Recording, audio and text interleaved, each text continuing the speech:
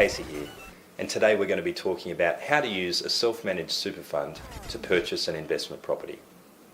Now, Australians love investing in real estate, so it's no surprise that more people are using the money that they have built up in super to purchase a property within a self-managed super fund. Self-managed super is the fastest growing sector within the superannuation industry, and this is partly driven by the ability to invest in different assets, such as residential or commercial property. Now, the concept behind purchasing property within a self-managed super fund is reasonably simple. The property is purchased in the name of the super fund, using money from the fund, and then all of the rent from the property is paid back into the super fund. A self-managed super fund is able to invest in a range of property, including residential, commercial, industrial, and retail. But there are, however, a number of restrictions which apply, each of which I'll cover soon. In the past, a self-managed super fund could only purchase property using the money which had been accumulated within the fund, which meant the super funds of many Australians were not large enough to pay for the full purchase price of an investment property. Today, however, a self-managed super fund can in fact borrow money, which has opened up the opportunity to purchase an investment property to many average Australians. The deposit must come from the super fund, along with all monthly loan repayments. Self-managed super fund borrowing is generally restricted to about 60 to 70% of the value of the property to be purchased, meaning that your fund must have a balance sufficient to cover 30 to 40% deposit plus any additional costs. For example, if you and your husband or wife had $200,000 saved in super between you, you would conservatively be able to afford an investment property with a sale price of around about $450,000. This would sit within most lenders' borrowing limits, plus would leave you enough money to pay for the other costs which are associated with the purchase.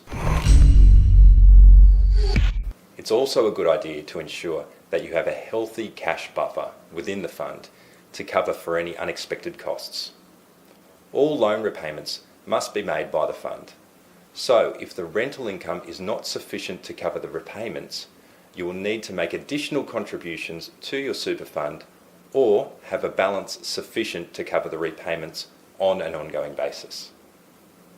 Now, there are a number of important restrictions that apply to investment properties held within a self-managed fund. The general rule is that you and your family cannot receive any personal benefit from the property, such as using it as a holiday home. This is part of what is called the sole purpose test, which applies to all super funds and means that all assets must be held for the sole purpose of providing retirement benefits for the fund members.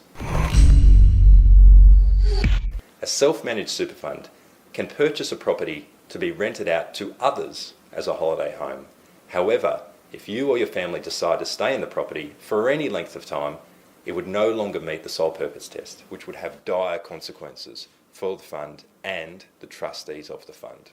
While most property investments within a self-managed super fund must not involve a related party, there is an exception when it comes to business premises.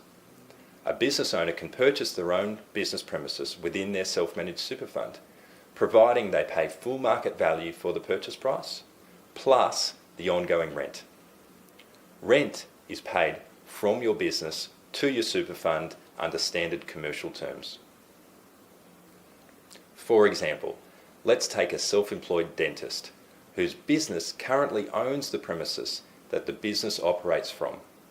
This dentist can set up a self-managed super fund, and the super fund can then purchase the premises from the business. This business then enters a rental agreement with the self-managed fund, and the business pays rent to the super fund at market rate.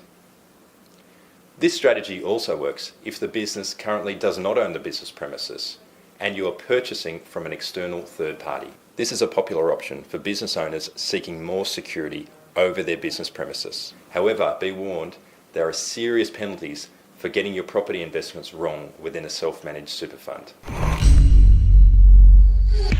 If you are thinking about setting up a self-managed super fund to purchase an investment property, you should seek the right advice from a qualified financial planner. If this sounds like a strategy that you might be interested in, click on the link below to set up a time for an initial, no obligation phone conversation. Thank you.